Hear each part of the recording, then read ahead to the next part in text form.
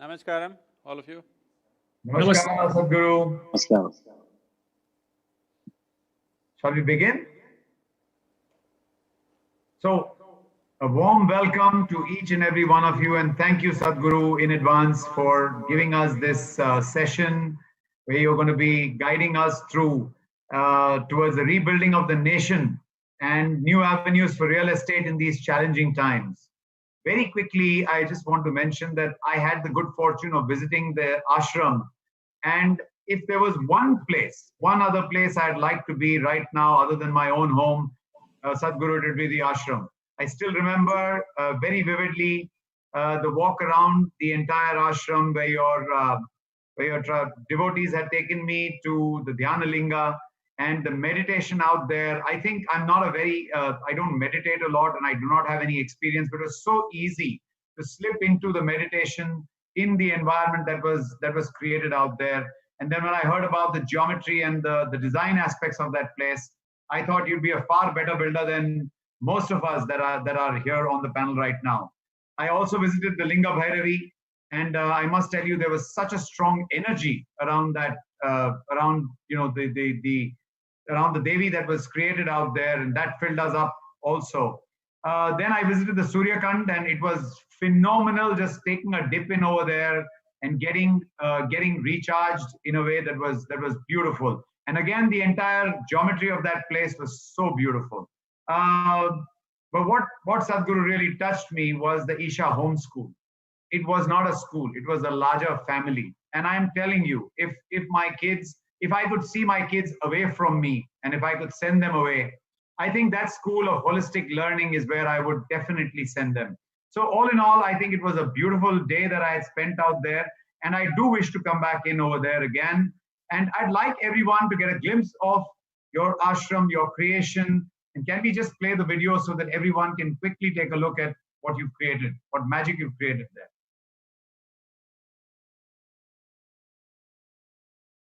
20 tons over 150 kilometers. No cranes or big machines, just oil jacks, enthusiasm, and ingenuity. The science of yoga brings the highest level of exuberant intoxication. I request the Prime Minister to present Adi Yogi, the source of yoga, to the world.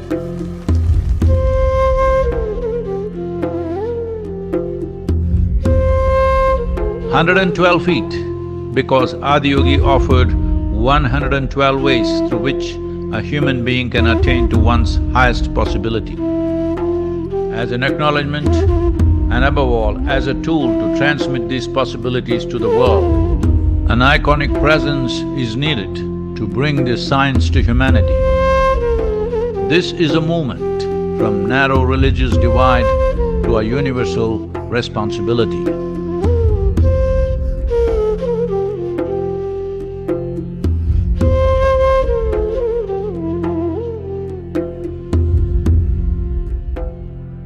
There is no need for you to innovate anything. If you just have enough observation and perception for all the fantastic design that is everywhere in every leaf, if you just simply imitate what's in nature, it'll be too phenomenal. People will think you're a genius, but you're a copycat. That's all it takes.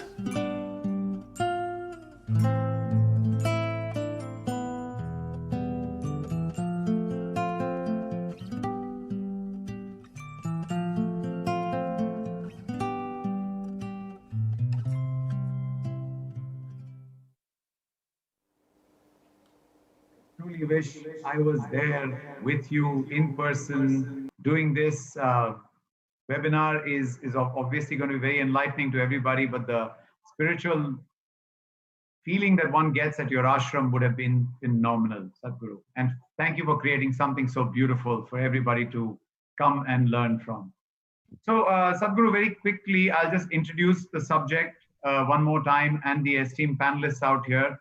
We are CREDAI-MCHI and CREDAI, which is more than 20,000 members across the country, all real estate developers, and NAREDCO with its 5,500 members. We between ourselves represent all developers in the real estate industry. So the crowd or the people that you have hearing you today are all those who are directly affected by the present situation and would all be very pleased, Sadhguru, to hear from you with regards to what you have to say. Would you like to say a few words before we start with the question answers from this stellar gathering? Namaskaram and good evening to all of you. Well, you're all big builders. Well, the construction industry or the building industry, please try to understand me in the right context because you know, it has acquired a certain amount of negativity around itself.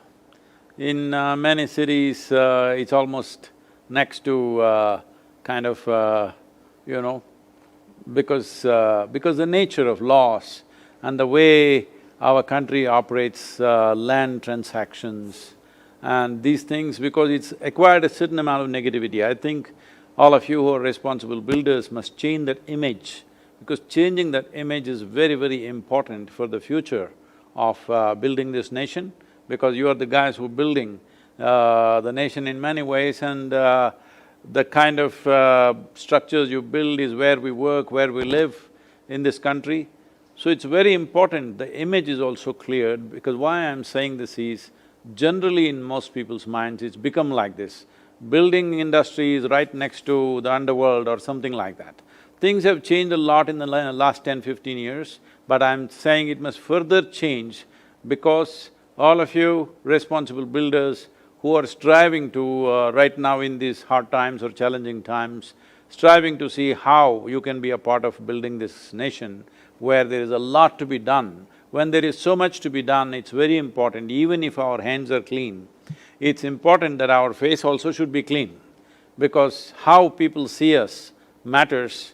And this is an area I think we have not paid enough attention to, and for this to happen, if the building industry has to become absolutely clean, I think many laws which are ambiguous and which naturally leads to dealing in a certain way has to change. Demanding those changes in the legal structure, demanding those changes in the policy structure is very much a part of your responsibility. If that policy change doesn't happen, where land transaction can happen in a clean way and selling of whatever properties happens in a clean way. If this doesn't happen, naturally, invariably, you will have to seek help from agencies which are beyond law enforcement. So this is a thing that we have to settle, because without settling this building industry exploding into a massive possibility, which is what is needed right now. See, you're building a few million square feet of something, so different construction companies building that is not the thing. We have to build this nation. When I say build this nation, nearly 60–70% of the population is still living in almost slum-like shacks.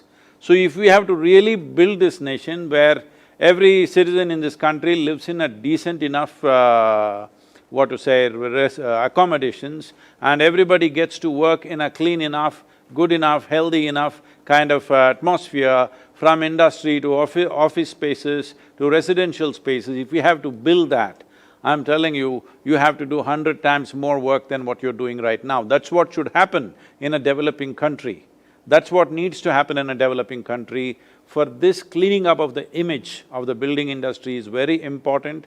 I know right now there are some laws towards this, but to facilitate things like RERA and all that stuff, it's very important. Land transactions and building permissions, all these things must be unambiguous. The policy has to change about it. If the policy doesn't change, then the corruption that inevitably you confront everywhere you go, building industry and can never escape the departmental corruptions. You are very much part of it, you cannot escape that, they've made sure you do not escape that. So, it's important to demand in every state, a body like CREDAI should spearhead this and see that wherever there are loopholes, wherever unnecessary bribery and things happen, because of that various other transactions happen, we must ensure the ambiguous nature of the law must be removed. It must be very clear what we are doing right, what we are doing wrong. Just to give you an example, for example, here, we are… as you know, our centers are here. To build anything, what circus we go through, I'm saying we are a spiritual organization, we know everybody in the government, but still it will take 12 to 14 months to get a permission here. In United States, we are building a massive thing, our property is now a little over 4,000 acres, it's going to be another nearly 12,000 acres in the next few months. So it's a massive center, but we just have to acclimatize ourselves to the building codes and we just build. We simply build. But before we occupy, only one inspector comes in his SUV, he's got weapon, he's got handcuffs, he's got all the measuring instruments, laser measuring instruments, he comes, spends the day with you and checks everything is by the law. If it is there, right there, he signs it and goes. Otherwise, he will take you handcuffed back to, state's hospitality. So this is all it is. You just go by the code. Why in this country are we treating everybody like a criminal? Why do you believe I will break the law? This is something that we must work for. Building laws are there, all of us acquaint ourselves with that and build by that. Only on completion certificate, somebody can come and check whether we've gone by the law or not. If there is anything off, we must fix it or whatever. But right now, we must get 10 NOCs and then permissions and licenses. This will breed corruption. Because it breeds corruption, all kinds of forces get into the building industry. This has to go, because if we want to make this developing country, unfortunately we've been developing a rather too long a period of time. We're going on developing, when will we be a developed country? If we have to be a developed country, the building industry has a significant role in making this into a developed country. Right now, many of you have created small oases of development, but it's not spread across the country, not every citizen gets to enjoy it. For that, I know the economic atmosphere has to change, but one important aspect is the building rules must become unambiguous. It must be very, very clear. There should be no room for corruption. When there are no demands of corruption and delays, I think industry can work itself out of its present image, because this image building is as important as the building itself. because without that, we will not create a country that we want to build. We will only create small oases here and there. So it's important that India's infrastructure becomes of world class. If this needs to happen, this is something that CREDAI should spearhead, that the ambiguous nature of laws must go. It must be very clear. A builder must be trusted that he will go by the law. Why this thing that every citizen is being treated like a criminal and then you have to prove you are not one? So this is something that I would beseech that all of you should strive for. Guru, you have literally touched a raw nerve with us, and you have actually hit the nail on the head at the same point of time. I can tell you it has been the endeavor of our CREDAI to continually interact with the government and only put this across and say, treat us as your partner. We are ready to cooperate with you. We wish to build this nation. Give us an opportunity that will allow us to prove our worth. And we are, Sadhguru, like you have said, we are probably the best in the world at this moment in time. It is only the fetters that keep us down. And I hope everything you've said goes to the highest offices in this country and they understand that we are like that lotus flower. Please stop looking at the muck around. Please look at what we have done and allow us to, move ahead and create. So I'll start off again by saying thank you to you, Sadhguru, for touching upon that. Now, as the session, as we move along, Sadhguru, the questions are going to be more to do with the way the economy is going to pan out for real estate developers and what are the avenues available. I'll start with the first question, if you permit. Sadhguru, they say you build a home. First you build a home and then your home builds you. And we've been doing, I can say this, a phenomenal job across the country. All our members have been continually educating themselves on the latest technologies available, designs available, and building beautifully in the cities and in tier 2 towns. But Sadhguru, the human race actually thrived because they all came together. We built our villages, we built our towns, we built our cities. Now, with the most stringent lockdown that one has seen, in a long, long time, I have never heard of 64 days of a lockdown for an entire nation, which has in a way crippled us. Where do you think is the future? What do you think is the best case scenario out of this 64-day lockdown, and what is it we developers should prepare for?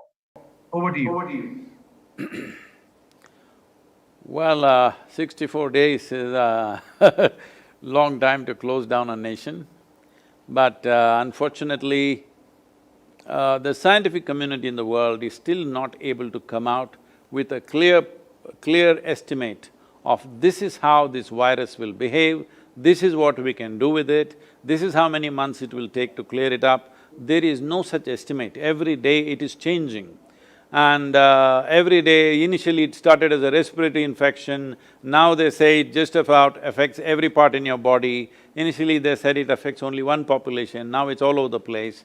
So this is leaving everybody in confusion.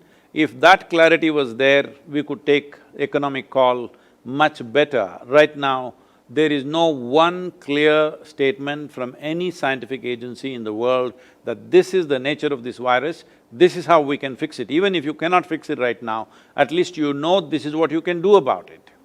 We're talking about a vaccine, now they're saying there are 10 mutations to the virus already. So, by the time you give 7.6 billion people or 1.4 billion people in this country 10 different vaccines, you know we took over 20 years to control polio, all right?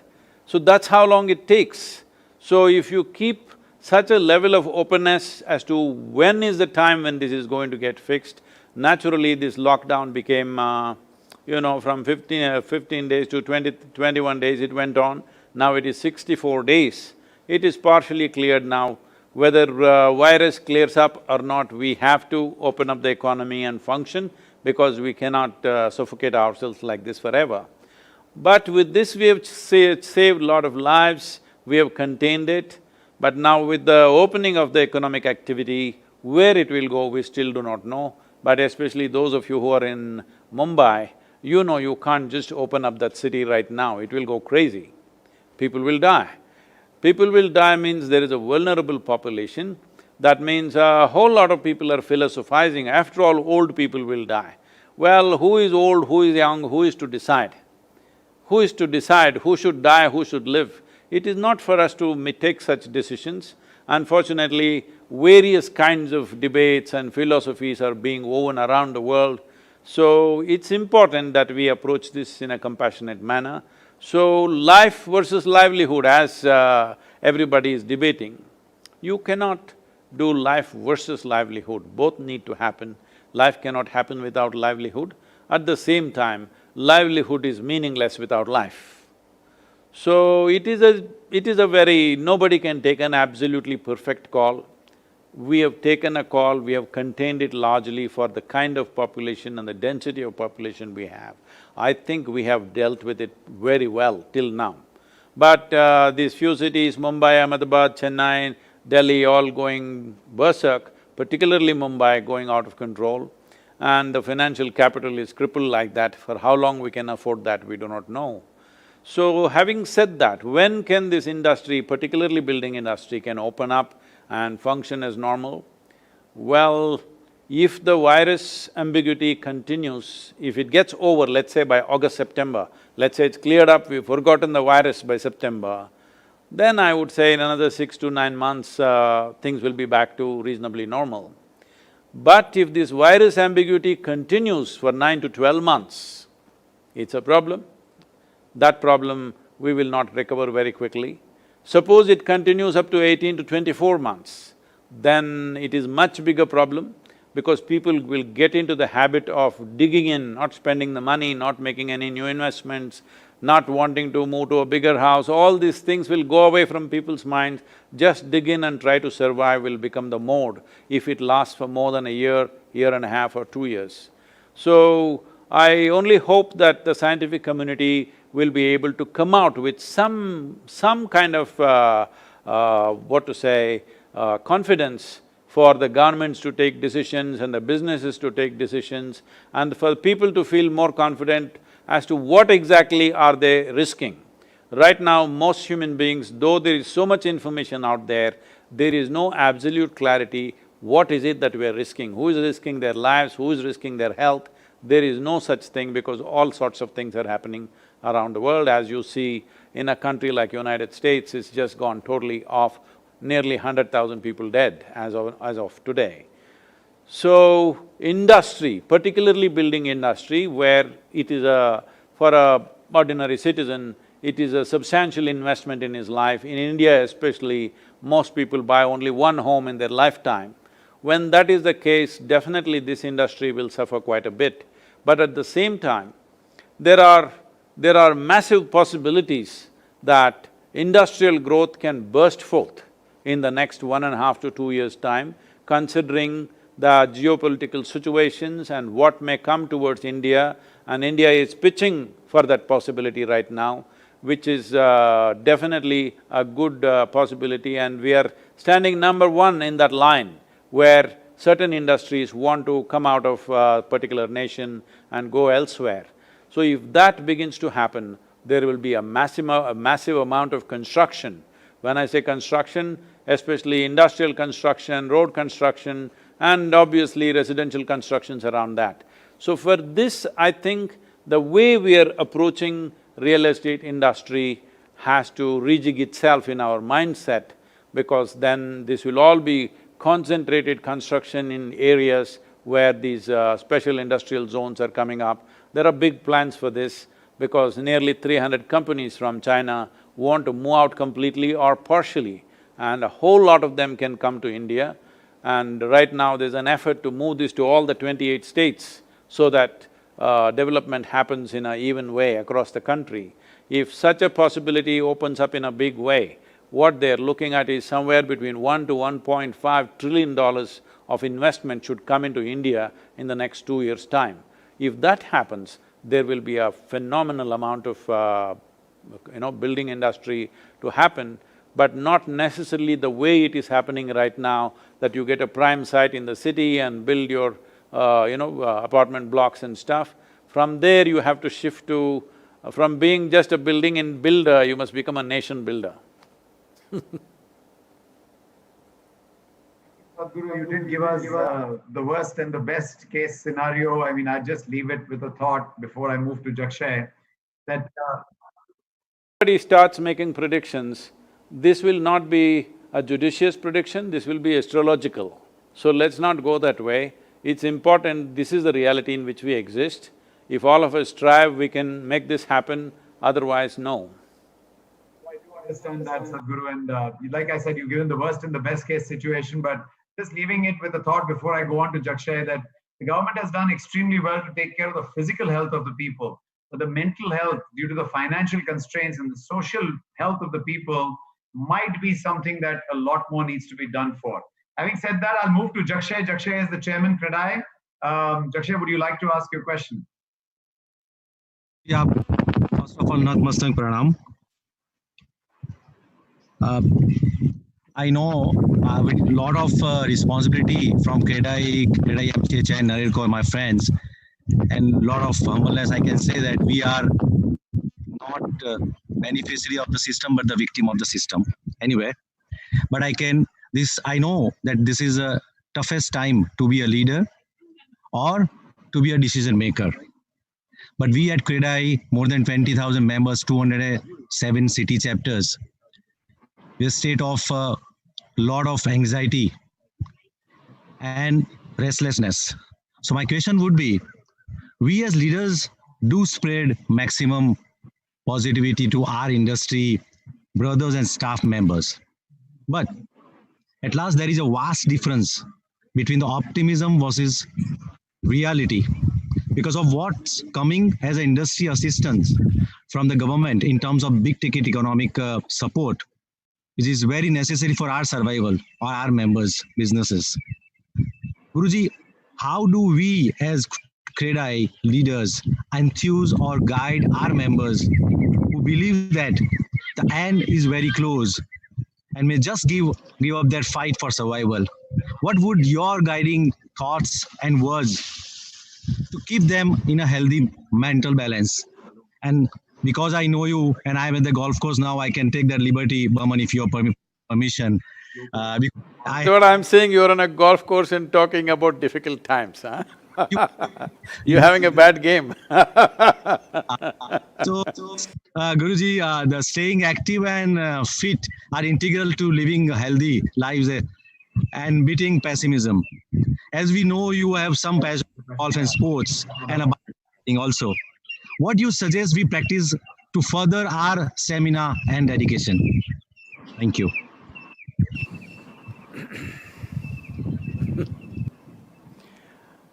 Well, as you said, the administration can only function within the limitations of its own resources. There's nothing more or less that we can do. But having said that, the problems of real estate will not be about loan restructuring or banks and things because those things can be negotiated. I'm sure there's going to be a whole new world of negotiations. But the problem is of demand that because your demand doesn't depend on how much you can build, your demand depends on how the rest of the industry and the economy functions, that people should have money to invest in a home or in a new office space or whatever that is. So, creating demand is something that the government is looking at in a very serious manner. And as I said, we are looking… because right now, without a massive foreign investment coming into the country, it's going to be difficult for us to come out of this quickly. It will take a long time to come out of it if we don't get a huge amount of foreign investment. Right now in India, foreign investment just comes to Mumbai, plays in the stock market when it's convenient, otherwise it goes away. No, foreign investment must come into construction, must come into bridges, roads, ports and whatever else, or even residential properties and commercial properties, it needs to come in. These bold steps have to be taken. I think already a few steps have been taken, because in trying to be bold, we don't want to lose our judiciousness. So that is always there. So about yourself, keeping your stamina, don't use those carts in the golf course, just walk it, huh? 18 holes, if you walk it, you will get physical stamina. Mental well-being Mental well-being, I think every one of you should take this up. This is a good time. That is simple processes. We are offering various things available to you, various simple practices like Isha Kriya, Simha Kriya, which enhances your immune system. These are all available as free downloadable processes. Otherwise, I would… I can send the link to all of you if you wish. There is inner engineering online being offered. This is a simple way for people… See, this is all. There are various aspects to this. One thing is our body, how our body should function, how our mind should function, how our emotions should function, how our basic life energy should function. If these four things are happening well within us, then our ability to create the outside situation is greatly enhanced. If our body doesn't take instructions from us, mind doesn't take instructions from us, our emotions are sloshing all over the place, our energies don't behave the way we want, then our ability to create what we want will become greatly crippled. When we face challenging situations, what it means is, we are facing a situation which is not a simple situation that we have to struggle to deal with it, or in other words, the outside world in some way has become challenging. When outside is a challenge, you should not become a challenge by yourself. For most human beings, their own thought and emotion is a big challenge. They don't need any enemy from outside. They don't need a virus actually. They can sit at home, they can walk on the golf course and freak. I see so many people doing that. They're playing a game but they're losing their mind doing that, simply because the way you think and feel is not controlled by you. So this inner engineering process, the whole process involves all the four dimensions of body, mind, emotion and energy, but the online process handles just thought and emotion. If you can think and feel the way you want, being blissful and joyful is a natural consequence. So how can I be blissful in a crisis? Especially in a crisis, you must be blissful because in a crisis means your body, your brains must function at its best, not be paralyzed. If you're in anxiety, if you're in fear, if you're in those kind of things, you get paralyzed. So there is substantial scientific and medical evidence to show that only when you are in a state of some kind of pleasantness within you, your body and your mind functions at its best. In many ways, how well you harness your body and your brains is your success in the world, in many ways. Not the whole of it, at least to a large part, that's what it is. So it's important that everybody does a little bit of inner engineering within themselves, bring themselves to a state when there is a challenging situation, your faculties don't fail you. When there is a challenging situation, you yourself do not turn against yourself. Whatever this anxiety, stress, fear, terror, whatever it is, you can give it any number of names, but essentially it is about your intelligence turning against yourself. Once your intelligence turns against yourself, there is no force in the universe that can do any good for you. So this is important, that your intelligence always works for you, never against you. So you may say, no, I'm stressed because of my business. You are not stressed because of your business, you are stressed because you do not know how to handle your thought and emotion. This is what inner engineering means. You learn this fundamental thing, that your thought and your emotion is never an impediment in your life. There are substantial challenges outside, let's deal with them. That's Sadhguru, we will definitely make sure to tell all CREDAI members they need to build themselves up, because the strongest force that comes from within is the only one that's going to help us at this moment in time. May I request all panelists to please speak up a bit? There is some kind of a feedback that we need to speak up louder. Next, I'd ask Dr. Niranjan Hiranandani to ask his question. He is the National Chairman, National President, NAREDCO. Namaskaram, Guruji. It's such a pleasure and privilege to be here today. You know, I'm a great admirer of yours. And one of the things which I admire the most is your concept of rejuvenation of rivers and the plantations of trees to give life to this country, not only to agrarian, but actually to bring back India into the forefront in terms of rejuvenation of life by itself. Okay. Guruji, we as builders have a great vision about our cities, as all people would love to do as nation builders, and you have given us this kind nomenclature of saying that we should be nation builders. But what have we done? Our great cities have actually turned into slums. 50% of our people living in a city, which is the richest city in India, has got 50% of them live in jhopatpattis. Our infrastructure is collapsing. Roads, transport are just not there. Can you, Guruji, give us some idea of what you think should be our vision and the roadmap? Because we may dream a lot of things, but what's the first steps that we really need to do in order to make this change, wherein our great cities, which we always had, would actually turn back and really become great cities again? Maybe the same idea as rejuvenating of rivers and bringing about some concept. Maybe you could guide us and tell us what this kind of vision should also be there, so that before the end of my life, I take the first step in that direction. The first step what's the full name? I'm sorry, Hirnandani? Niranjan. Niranjan. Niranjan, the first step that needs to happen is… Let me give a little context before I say this.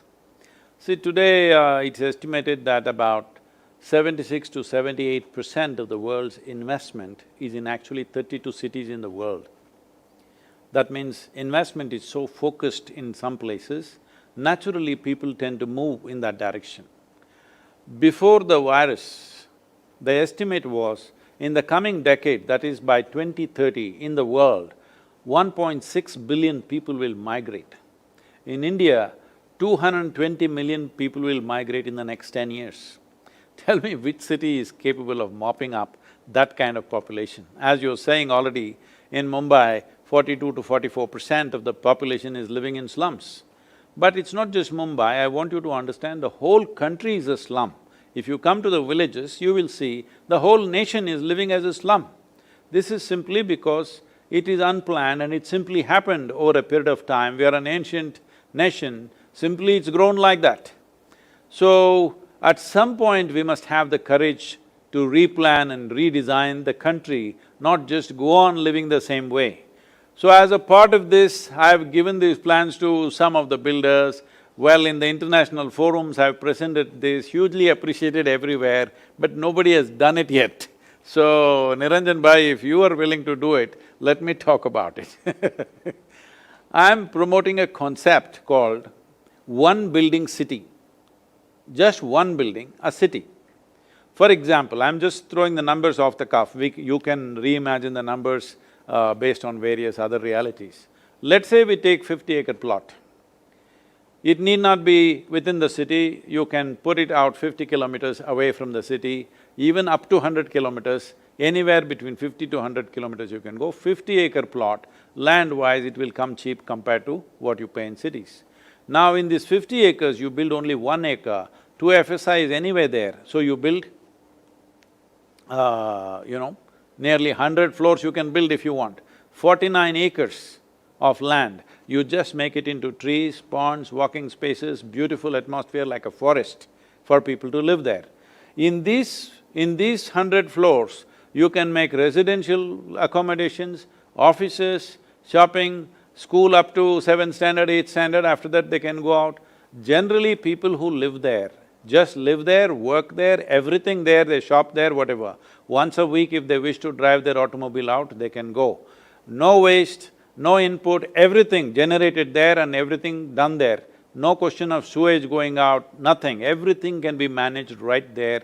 Above all, people will get to live in a verdant atmosphere, forest. Right now, look at the way our children are growing up.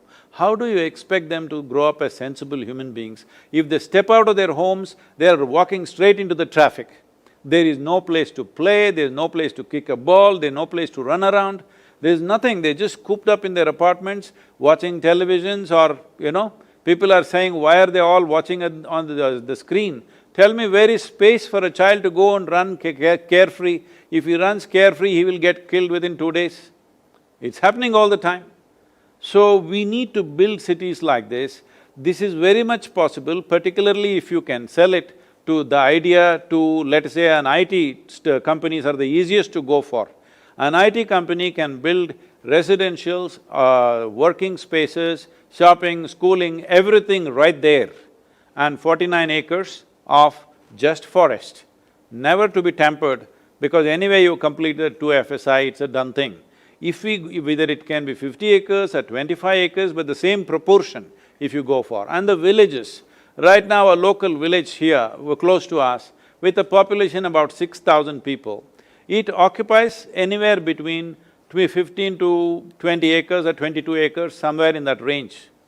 This village, the conditions in which they are living, human beings, animals, everybody living together, we can build a city like this for them, a village which is tall. Only thing is, they must come together. How to bring them together? Can you bring all these people together? If we set up 1 or 2 examples and people see that they can live way better this way, they can be cattle shed separately, animals, people can live in apartments, about ownership and other things, we can sort out all those issues. If this is done, this is the only future for us, because for 1.4 billion people, we don't have enough land to build independent houses all over the place. That is only for a small percentage of people. Rest of them will anyway have to live in tall buildings, but now there are 1,000 rules about everything and it doesn't go. To escape these rules, people are building shorter buildings all over the place. So this has to change, and if we make one city, one building is one city by itself. In a building about 5 to 10,000 people live, that's a city by itself. This city doesn't drive out every day, except a few people who have to go out. Most people work there, live there, go to school there, everything is settled there. Once in a way, just for their, whatever their own pleasure and joy, they want to drive somewhere, they can always drive. If we don't do this, right now everybody wants to own a car. Every car manufacturer his dream is to sell at least 1 car to every family. If every family in the country has 1 car, where will you build the roads? You will have to do flying cars, all right? There is not even enough airspace, I'm telling you. Our population is such. Once we have such a population, we have to think differently. It's very, very important. Right now, we're busy building airports and airports. I'm not against it, but in India, right now, 2 hours ahead, you have to go to the airport and do all that things. I decided I will rather ride my motorcycle to Mumbai than go to the airport, wait there for 2 hours, go through all those tests, wear a mask and sit like you're going into space or something. I'm not going to do that. I'm saying, if every highway that you're building, in the center if you put a rail line, and people are asking, do we need bullet train, do we need that? We need something faster than a bullet, if you ask me. Because for 1.4 billion people, you are not going to fly them. You're trying to imitate the American model, it's just silly. You cannot fly 1.4 billion people. The best way to transport them is always rail, because rail is a mass transport. The faster you make it, suppose Coimbatore to Bangalore, if you build a rail line, which is just 350 kilometers, if you can do it in 1 hour, the development will happen all along. Even if you stop in 5 different places and take 1.5 hours, people will work here, there, and along the way, the whole thing will develop. Unless we spread this, unless we spread the investment and in turn the development, there is no way. Right now, these proposals, we've given it to the government also, talking about how industry should spread all over the place. This concentration has created this migrant population, and you have seen the disaster, how they are going through their lives. And over 5 crore labor is working for your industry. And I think a whole lot of migrant labor walking back are also these. Why have they left their villages, their homestead and come here? Simply because there's no livelihood there. We need to create it right there as much as possible. A small number coming is okay. Such a massive population moving means there is such degradation of life, especially for women and children of those families. It's terrible what they go through. Once they come to the city, they may have little more money, but the quality of their life and the basic dignity of their existence, which they had in the village even if they are very poor, is completely taken away once they come to the slum. Dehumanization of a human being happens, and that is not the way we should build this nation. It's… all of you should plan, I'm just giving you a simple idea, but we must look at this, how we must live more vertical spaces and more more forested areas around us, everybody should have access to some kind of nature. So every child should hear bird calls and see animals running, doing this, doing that, all this must happen. Otherwise, we will not grow a healthy nation. It's very, very important to do this now. Sadhguru, thank you for that. Actually, my DG CREDAI… My next project will be like that. Well, thank you, Niranjan Bhai.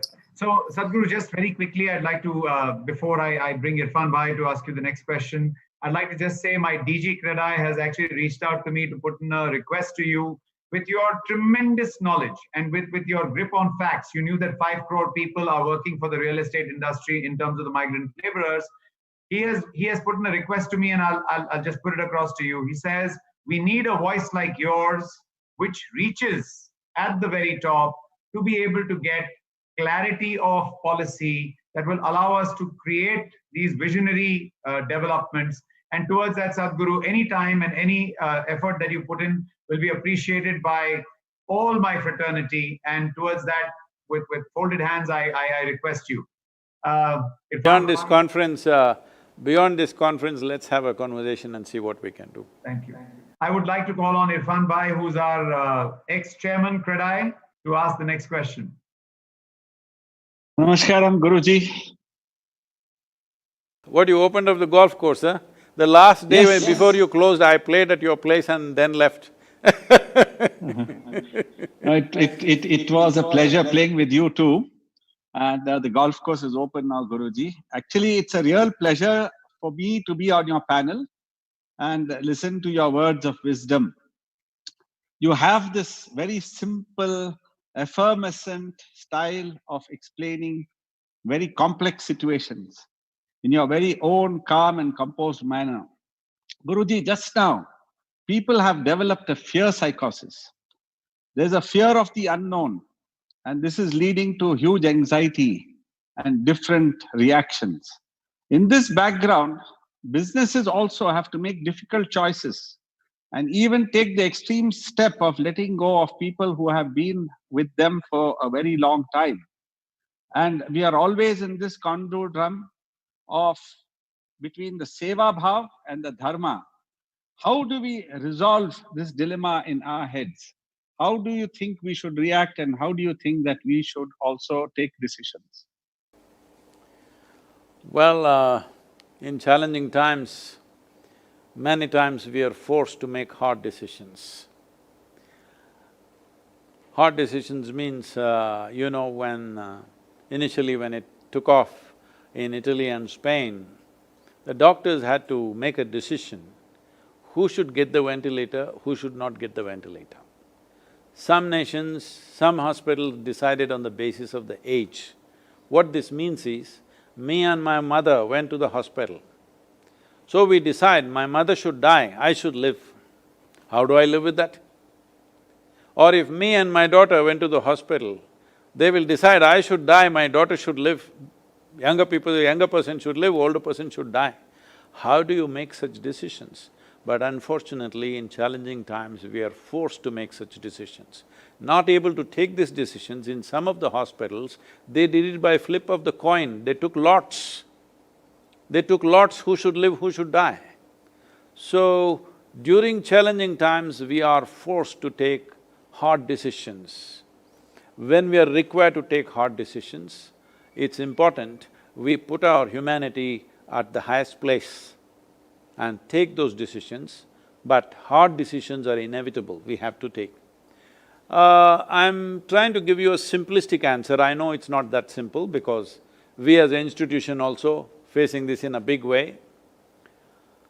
One simple thing is, because there was a textile unit which at one time employed over 20,000 people, and they were in that kind of, they had to roll down or roll back. So at that time, I gave them some ideas and it worked brilliantly well for them because they made it work. An idea is there, but still to make it work execution is another aspect. They did it extremely well. One simple thing is to get all the employees together and make them take this decision. That is, see, right now, let's say, I'm just shooting the numbers off the cuff, okay? let's say we are 100 people working here, we need to fire 50 people because the business can only afford that. Another way is we call these 100 people, tell them, see, 50 people will lose their livelihood, or all of us compromise our lifestyle and we will cut down the salaries by 30% or 40% or 50%, whatever it takes. And we will also help to negotiate rentals and other loans and whatever they may have, we help them. We put a few people to help them to renegotiate those things or postpone those things, whatever, to ease some financial things. These 50 people, what do you do? Because your business has become half the size, what do I do with these 50 people extra? 50 people dedicated and wanting to build the business back is an immense asset, never underestimate that. If you use these 50 people with some ingenuity, because now they know it is their survival and they want the company to succeed, they might not have seen it like that till now, they may just think it's a job. But today when they understand they're part of the company and they have to make this company successful, otherwise their own livelihood and the sacrifice that another 50 people have made to take half salaries for their sake, all this will weigh heavy on them. And we should explore other possibilities, how these 50 people can be used. There will be many opportunities anywhere. As I said, this is a developing country. There are so many things. You're in construction industry, but you could do something else on the side. There are 50 people extra committed to working hard and making something happen. Definitely we could use in so many ways. As the business improves, we can absorb them, or that itself, the new activity can become a business by itself. Just to, not trying to be over smart with you because you are the builder, all right? I don't want to give you advice on that. But I'm saying there are so many allied things which are not being done properly, which always you depend on suppliers. And I know in construction industry in India what kind of suppliers, how many times you have to run after them. It's not like you give an order and something comes to you. You must give an order and you must go and see if he's actually doing it, then you have to go and see whether he is transporting it to you or not, 100 different things. I know how it is. So, having said that, these allied industries you could explore as to how this extra labor that you have can be used there or whatever. I'm just saying, this is just one possibility. Maybe you can't retain all the 50, maybe you can retain 25, maybe you can retain 10, we don't know how many. But this is an effort we can do. This will bring a new sense of commitment for the well-being of the industry or the business itself among the employees. They understand clearly it's only our contribution which makes this company successful, the success of the company is the basis of my well-being.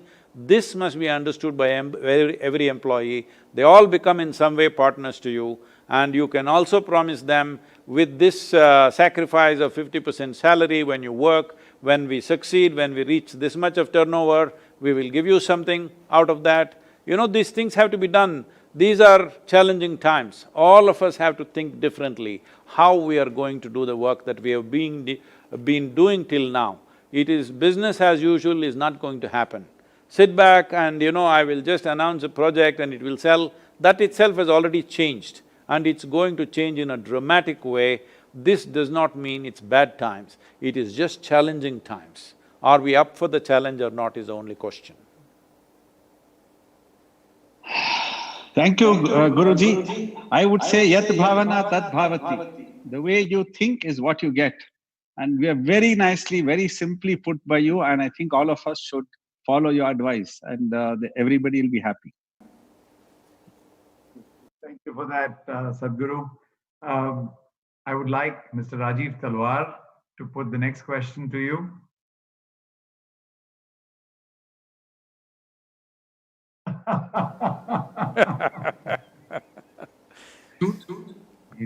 He's Talwar by name. Namaskar, Sadhguruji.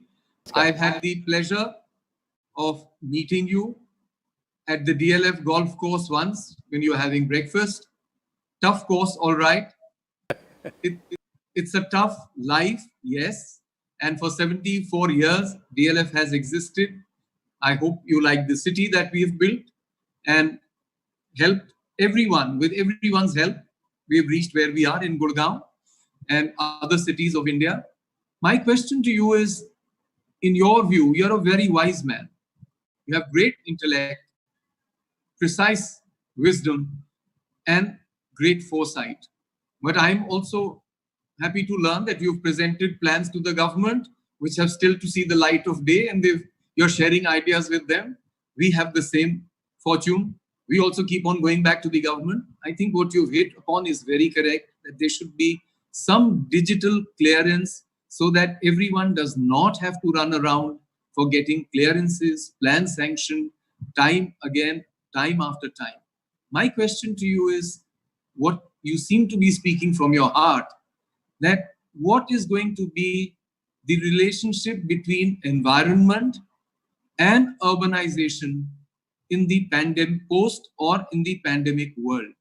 What do we foresee according to you? Thank you.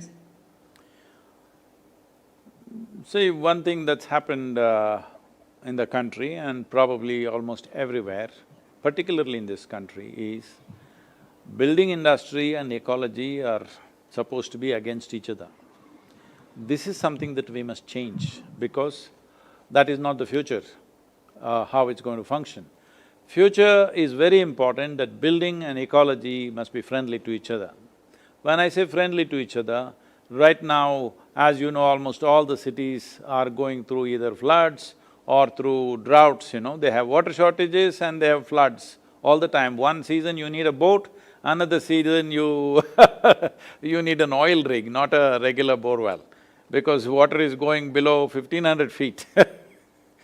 So, this is the constant dilemma that's happening. One important thing I would request and beseech all the builders is, wherever you make concrete pathways and concretized walkways and things, they must have sufficient percolation holes. It is not necessary everybody should walk on a smooth surface.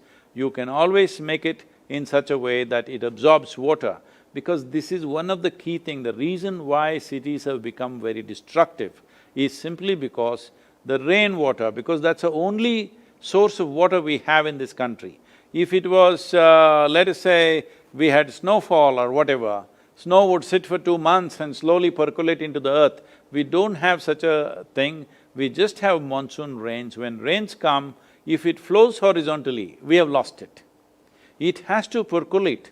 For this we need plantations and above all, concrete surfaces except the living areas has to have holes in it, has to have sufficient percolation spaces. All the parking lots, walkways, roads inside the development, all of them must have sufficient opportunity for the water to sink in. If that is not there, developments, large developments will naturally be perceived as anti-ecological well-being. So, having said this, as we already mentioned, we have 1.4 billion people. The land on which these 1.4 billion people is definitely not sufficient to have enough forests, enough rivers, enough lakes and all this. Compared to, let's say, North America, if you're taking North America as a standard, we are nowhere near that kind of land space. This is super congested in many ways. One important thing is to spread them out, and if this, as we mentioned earlier, if daily travel and commuting on the road is brought down. I was… a couple of years ago, I was near San Francisco, then I had an event in San Francisco Club. The top business in San Francisco area, about 250 business leaders were there and I was to speak to them, and I was driving. Then I'm seeing the side on which I'm driving also the traffic is thick, and the opposite side also the traffic is thick. So when I went there, all these business leaders, I asked them, what is our problem? People who live here work there, people who live there work here. What is our problem? I live here, why don't I work here? And somebody lives there, why don't they work there? No, he lives there and works here, I live here and work there. This is our problem. Because unplanned development of cities have happened, it is time to restructure this, because the number of people on the road, the amount of life that is lost in terms of time, the amount of energy that is wasted, amount of fuel wasted, and above all the nuisance. Those of you who live in Bangalore Irfan Bhai knows this very well. He's right now sitting on the golf course near Nandi Hill, he's very happy now. But if he gets into the city, it doesn't matter what you're driving, it's a misery. Because simply too many people are on the road unnecessarily. When I say unnecessarily, why is everybody traveling in every direction? Because the fundamental thing is, it's planned like this, those who work here live there, those who live there work somewhere else. So this has to change. In a planned way, we have to change. It's not easy, that it's not going to happen overnight, but if we start thinking in this direction, then ecological concerns can be addressed. And above all, vertical growth of the cities is most essential. Most people, our ecology activists are there, they will complain about everything because they don't understand a thing. But if you have substantially tall buildings, you can create a whole lot of open spaces, lots of trees. This is most important. As you know, so you're in Delhi, so you know, this is the only city where we can see the air we breathe. I hear that now you cannot see it, you're able to see Himalayas or something, that's fantastic. So I'm saying too many people who are not some race drivers or something, they're not people who are enjoying their drive, they just desperately want to get to their workplace. They're all driving their own personal vehicles, which is risk of life, inefficient way of driving, and putting them to lot of stress and anxiety of trying to get there on time. And you see how it is. Anybody you can hardly see a car which is not dented these days in our cities. It has some dent, that means everybody is bumping each other and screaming at each other, cursing each other. It's a wrong culture we're building altogether. It's very, very important that city should be a pleasant place to live. I remember Bangalore city 40 years ago and how it was, what a nice, pleasant thing it was. We used to ride from Mysore on motorcycles, come to Bangalore, Mahatma Gandhi Road was a racetrack for us But today, how it's become. So, further as economy improves, people want to live better, that means, live better means most people want to own a home where you will provide, and most people want to have a car. And the roads are simply impossible for the population that we have. If everybody drives one car, it's simply impossible. You cannot even provide a parking space for all the cars. So it's important that most people who just want to go to some place, they're not trying to enjoy their drive, such people should have mass transport to get there, very efficient mass transport, easy to get there without risking their lives. The number of people who are dying on the street, every year about 140,000 people are dying on the Indian roads. These 60 days, their lives have been saved, that's one good thing that's happened. And every 12 minutes, a limb is lost in the country. Every 4 minutes, there is a fracture in the country. The WHO at one time said, India is trying to become a major economy, but by some 2030, they estimated some 17 or 18% of Indian people will be crippled just by road accidents. So how are you going to build this economy with so many crippled people is a question that they raised at that time. So a lot of people here in Coimbatore and Chennai, they're trying to raise this awareness and try to make roads safe. But how to make it safe when there is no alternate means of transport, or when there is a compulsion, everybody has to drive to get to his work? How do you make it safe? It doesn't work like that. So ecologically concerned city, one important thing is we must take care of the soil and the water. If we do not take care of the soil, we cannot take care of the water, let's understand this. So if those two things must be taken care of. Right now, the streets are flooding. Why are city roads always smooth? They need not be. They can be like how you make concrete lattice. It can be like that, it'll make some rumbling noise, but it's okay, but the water will get soaked into the earth, which is most important for a city. Otherwise, your trees will not grow, nothing will be there, and soil will not be rich. Taking care of the soil and water, not two different things. If you take care of the soil, water is naturally taken care of. If that happens, then vertical buildings and more foliage all over the place will make our cities livable. Right now, except those who can afford large homes, For most other people, Indian city is actually quite unlivable. That's where we are going. I want to move Thank you, into Guruji. Irfan's Thank you. property. There is a golf and there is a hill next to his property, so Guru, when you mentioned your ride Mysore to Bangalore, I was hoping you'd say it was on the Yazdi Road Kings at that point of time, and I've done that ride many a time. And it was lovely seeing you on a Java. For those of you that don't know, Sadhguru is a great rider. And I hope to someday ride with you, Sadhguru, on a Java. why not? Can I call on Mr. Shrikant Joshi to ask the next question, please?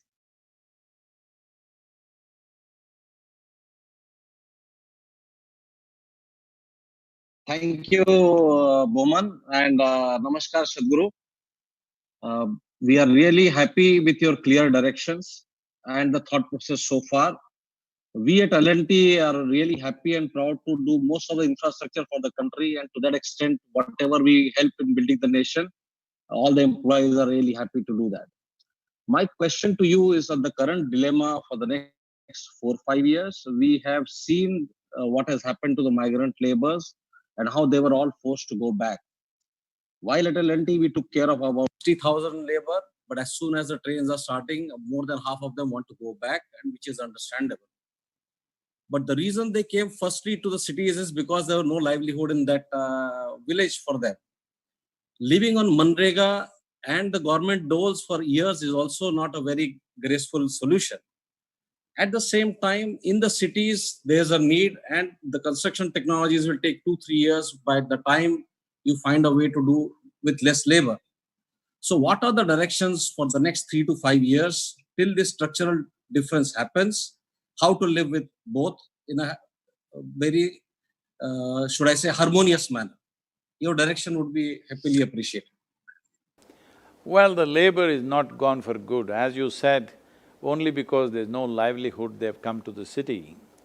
As you know that these days they're coming with their families, many of them, but most of them are male and their women folk and their children are elsewhere, so they have to go back. Right now, they went back not only because of their comfort or discomfort or insecurity in the city, they are very concerned what's happening back home. And also monsoons are coming, and in case they want to start some agricultural activity for the next few months, they have to be there on time to lease lands, get into activity and all this stuff. So all this, there are many factors. But inevitably they will come back. In my estimation, I could be wrong, but I'm thinking, those who have gone back are not going to come back immediately. Probably they will wait for Diwali to be over. That may sound a little ominous for the construction industry, but this is my guess that they will not come back till Diwali. That is, if this virus fear goes away by September, they will come back somewhere later part of October. But if this continues to the end of the year, like in United States, they're predicting there is going to be a winter second wave. Even when the Spanish flu happened, the real death toll happened only in its second wave. We cannot compare the Spanish influenza to this COVID virus right now. They're two different things. But that's the only standard we have to compare, so we keep comparing, but they're not actually comparable. They're very different kind. They killed a completely different age group. That virus largely killed between 20 to 40 years. This is killing largely over 70 years of age. So it's a different affair. But because we don't have any other standard to measure, we keep going back to Spanish flu. But the second wave was much bigger than the first wave with the Spanish flu. That also started in the month of January, but August, September became the worst part. So we have to just wait and see. Now we are opening up the economic activity. I think yesterday, 24 hours, it's been the biggest surge in India in terms of number of infections. These numbers are not really a gauge, because it could be just the amount of testing we are doing, that it's increasing the numbers. So there is… See, at times like this, statistics and numbers should be used like how a drunken man will use a lamppost, only for support, not for illumination. This doesn't give us any clear picture, but it is just the only thing we can lean on and make guesses.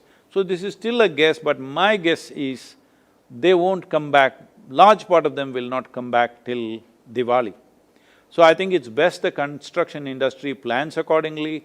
Instead of sitting here and waiting for the labor to come, I think you should send people out there, build confidence and provide accommodations here and say, this time when you come, we will make sure we will take care of your medicine, food, this, that, whatever works, and you come back and work for us and whatever, you have to do within the industry, you have to do as either as individual businesses or as a whole industry, whichever way you do it. I think that approach is very needed, that every time there is some kind of an emergency, people should not leave their work and run away somewhere else. That confidence you must build, you must use these few months to build that confidence with them, communicate with them and see how to bring them. Generally, as far as I know, you should know better, all of you, because you're dealing with them directly. In my understanding, I think most labor in the cities are being brought by maybe a few dozen agents who are coming. These agencies are completely out of control agencies, they're exploiting them heavily, there are so many issues there. I think it's time you set up a body to bring so many labor. Let's say you're in Mumbai or Bangalore or wherever, how many construction labor do you need? All of you get together, create a kind of a body which brings in, let's say we want 1 lakh labor to come in. How to bring them in, what is their mode of transport, where will they be, what will happen, all these things if they're looked at, you will have much control and better service. Of course, between businesses there is competition, how to do this is something you must figure out. But for long-term well-being of the industry, I think we must ensure there is a continuous flow of labor. Right now, if you are thinking of diversifying into more mechanized ways of doing things, as you said, it'll take 2 to 3 years to do that. But this is a good time to do because a whole lot of construction industry is getting various inputs from China. How to manufacture as much as possible here, I know there is price, there is issues and everything, but this is the time when there is a geopolitical shift. If we want to take advantage of that, this is the time we should do it. I was talking to a very major, who's become a dear friend, he's the biggest builder in Russia. He's built 40% of the housing in Russia is built by this one company. And the three companies that he runs are the top 3 companies which are in competition with each other, but all 3 companies are owned by one person. That's how he runs his business, and because in Russia, beyond a certain point, if it goes, it comes to government's focus, they're doing something like that. It's a very large industry. So he wanted to come to India and I asked him, what can you do? Like, what is it that you can do that Indian companies cannot do? He said, I can build 50 million square feet of residential buildings in 60 days. I thought that was too kind of exaggerated word. He said, Sadhguru, you don't hesitate, you get me an opportunity, clear things for me in your government, I can build 50 million square feet in 60 days, I have full-scale industries, I can transport anywhere and build what you want. So if they have that kind of scale and capability, I don't know, you must be better judge of that number, but if not that number, whatever number, I think we need to move in that direction, but at the same time we have the responsibility of providing employment for all these poor people who have no other livelihood. So creating some kind of a body to get them with least amount of exploitation from these agents and others is one aspect that you could look at. It's not that it's going to fix all the problems, but we could start moving in that direction. And labor in India must be used. If you don't use them, mechanize everything, then what is the point? How… because after all, people have to live, we have to take care of that. A large company like L&T, I'm sure you have your own plans to do that. And many products which are coming from China, we should start looking how to do this because the world is moving in that direction. Integration and taking care of the labor, I think that was a very good idea to propagate that they will be safe. Sadhguru, before I ask Vikas Oberoi to speak, may I seek your permission? We may go a little beyond time. Thank you. Vicky, would you like to ask the next question? Namaskaram, Guruji. Firstly, thank you for taking this webinar and enlightening us with your knowledge. You did touch upon the fact that India has been a developing nation for a very long time. Guruji, we all know and we all agree that India is a rich country blessed with natural resources and fertile land.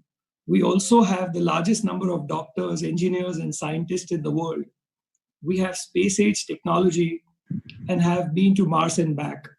Yet, it pains me to see that we are unable to provide basic drinking water, sanitation, housing, education, and healthcare to people.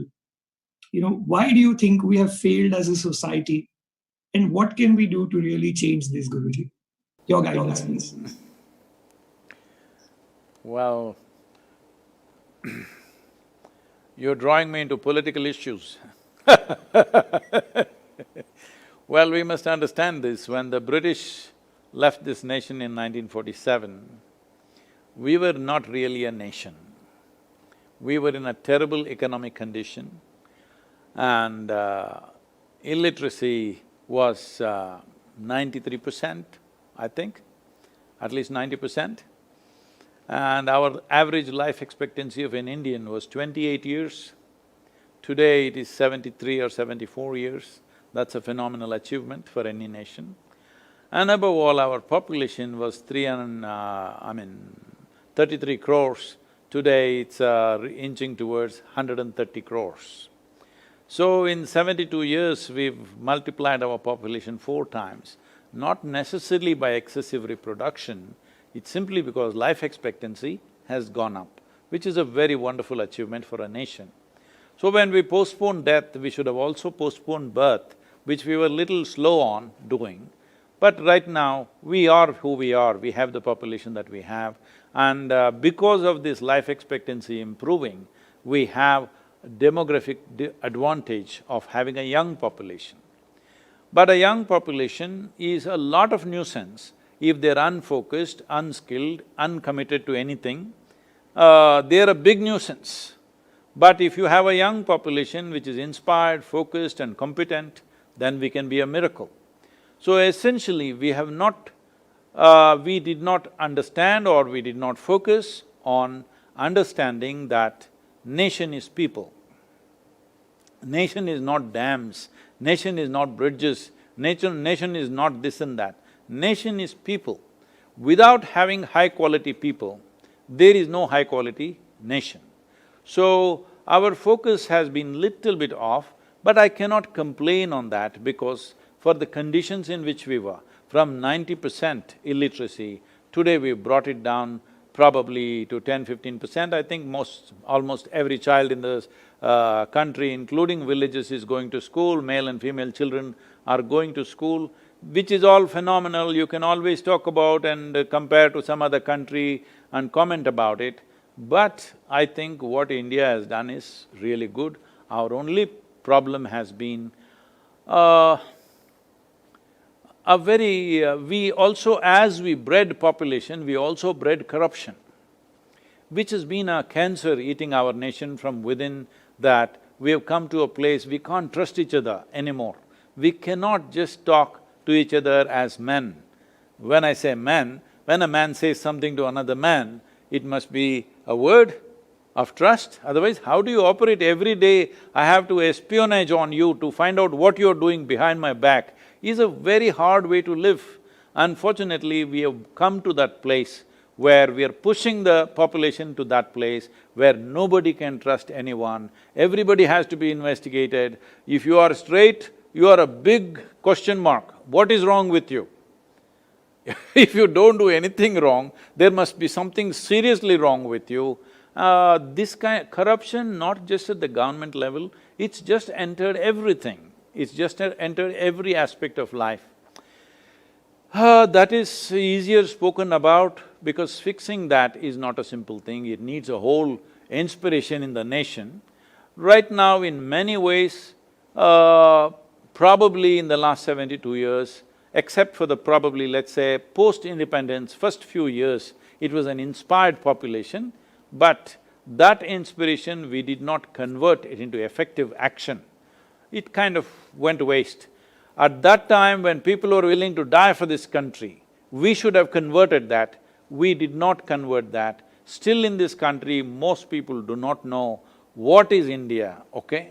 They don't even identify with the nation. Still their caste, religion, creed, ethnicity is still very dominant, simply because the nation is just an idea. We must understand this. It's an idea that all of us subscribe to and work for.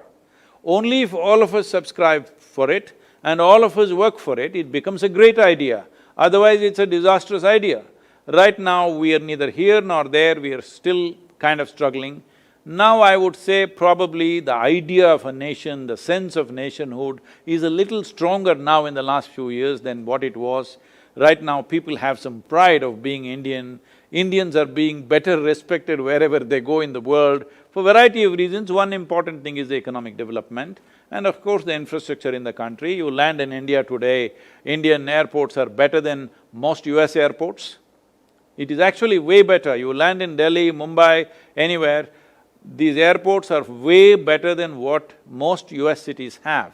So because of that, our image has gone up. Now people are looking at India in a different way.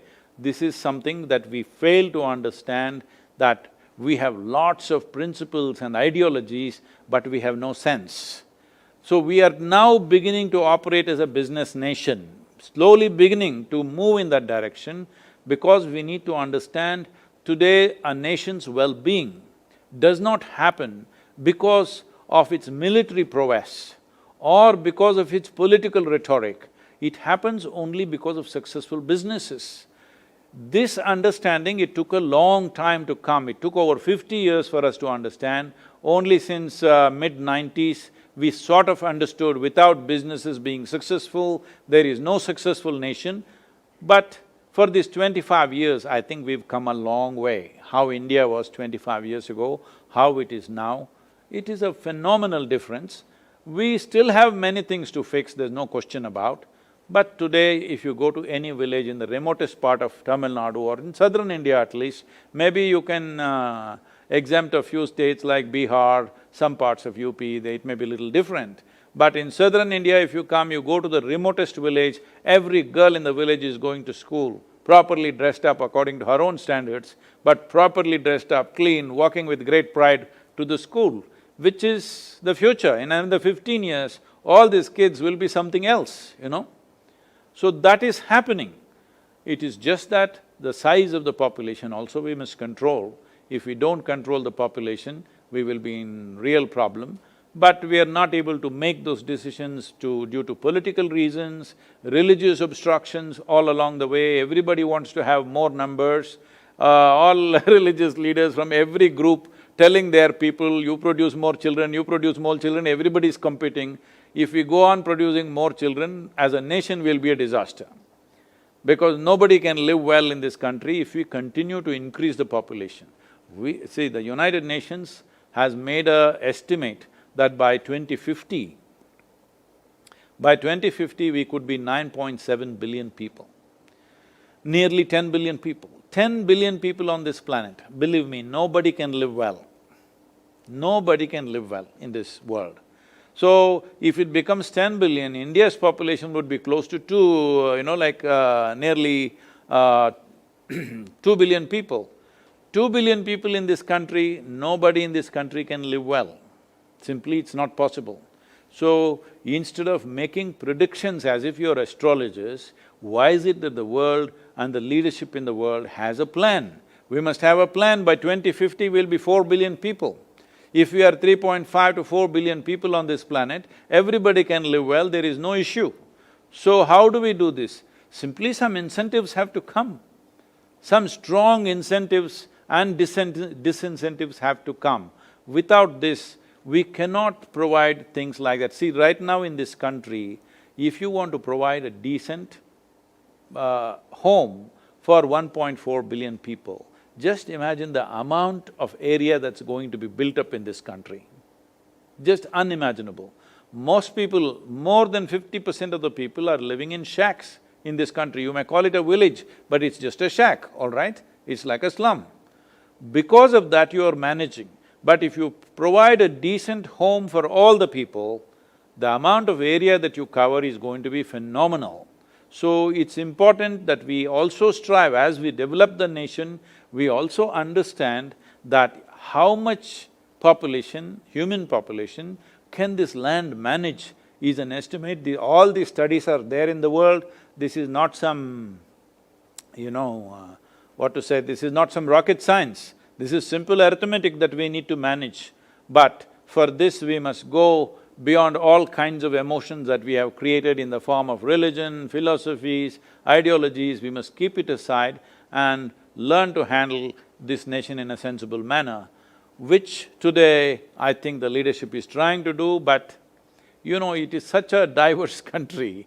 Diverse not just in culture, if we just culturally diverse, that would make us rich. But here, everybody thinks, for every 5 people there are 8 opinions, and they want to manifest all their 8 opinions, the 5 people.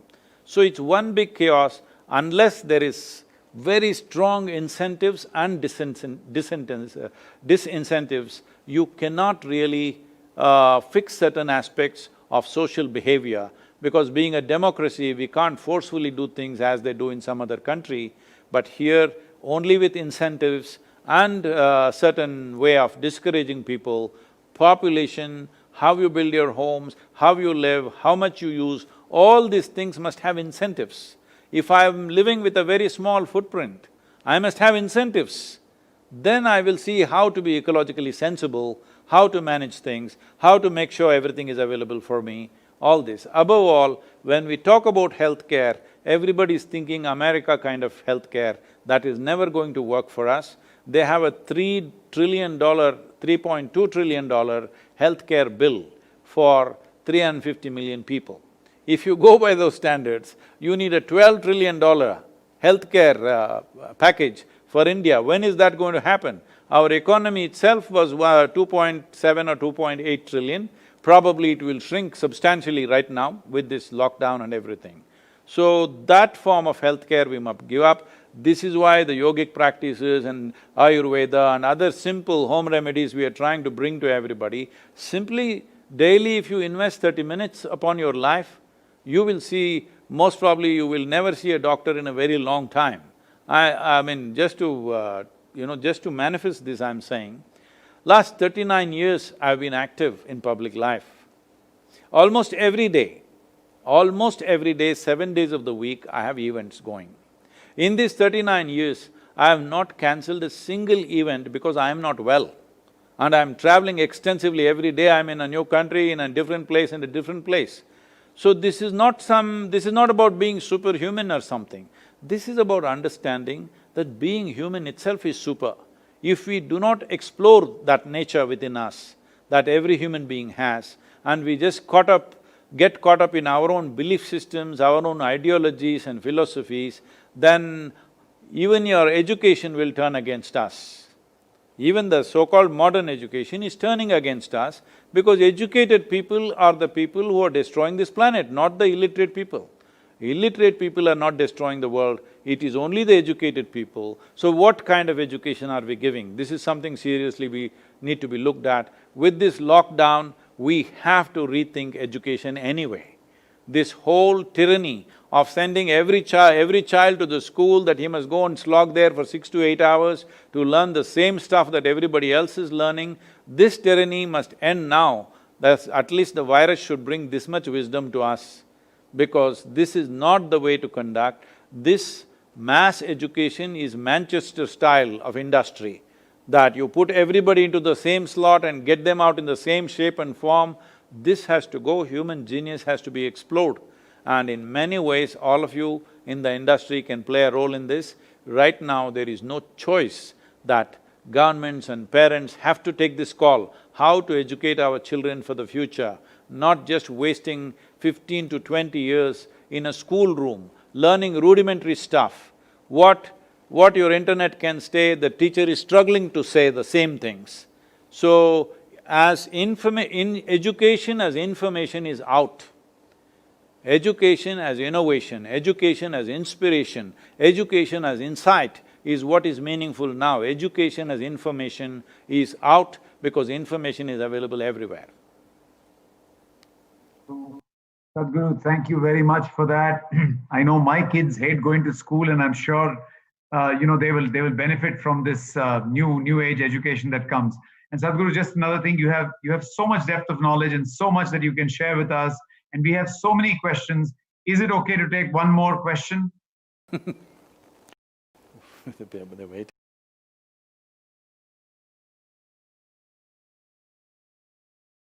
Two-sentence answer, please tell me what's the question. Please. Namaskaram, Guruji. Sir, just a quick question, more relevant in the current times today.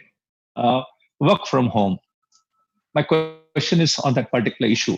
Has been spoken for some time, now more relevant because of the lockdown and the fear of the virus, etc. But a lot of companies are today saying that this is going to be the order of the day, and claim, IT companies claim that 75% of the population would be working from home.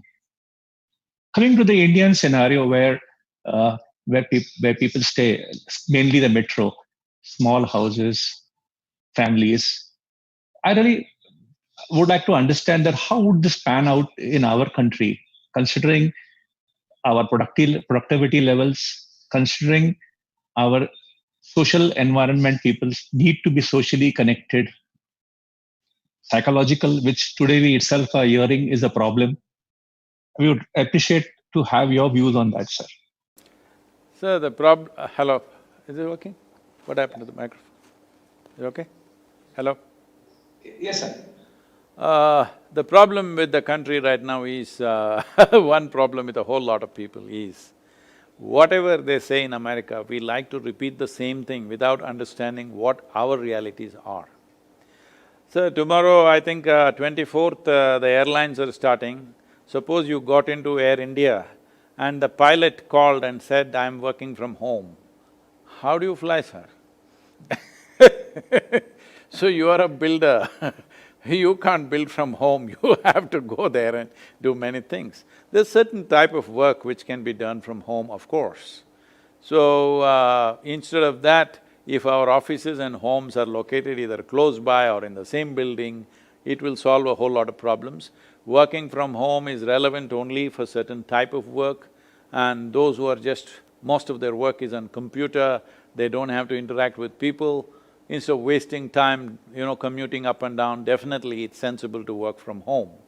But there are many other challenges, and more than 85% of the workforce in the country cannot work from home. Maybe 10 to 12% at the most can work from home. Thank you very much. Thank you very much. I just wish to tell all our viewers that I checked with your ashram, and you have some very simple and effective tools to help us go through these troubled times and of course build ourselves up as people for the future. And these are being offered right now in terms of Inner Engineering Online, which is your flagship course, Sadhguru. And I would like to just spell out for everybody's benefit, please take down this detail: www.ishafoundation.org. I'll repeat, www.ishafoundation.org is where you can go and get these free tools that will allow you, like I asked him, mental and spiritual well-being is the most important, Sadhguru. Once again, thank you from my entire fraternity. Thank you from CREDAI-MCHI as well as NAREDCO. I thank you for coming. And this 1 hour 20 minutes or 1 hour 30 minutes was too less for all the depth of knowledge that you have, the fountain of knowledge that you have. Thank you. Thank you, and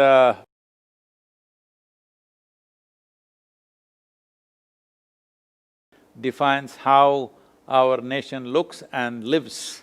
So may you be successful in what you're doing, but as I said, all of you should move from personal ambitions to a larger vision of building this nation. Let's make it happen. Guru, until then, thank you.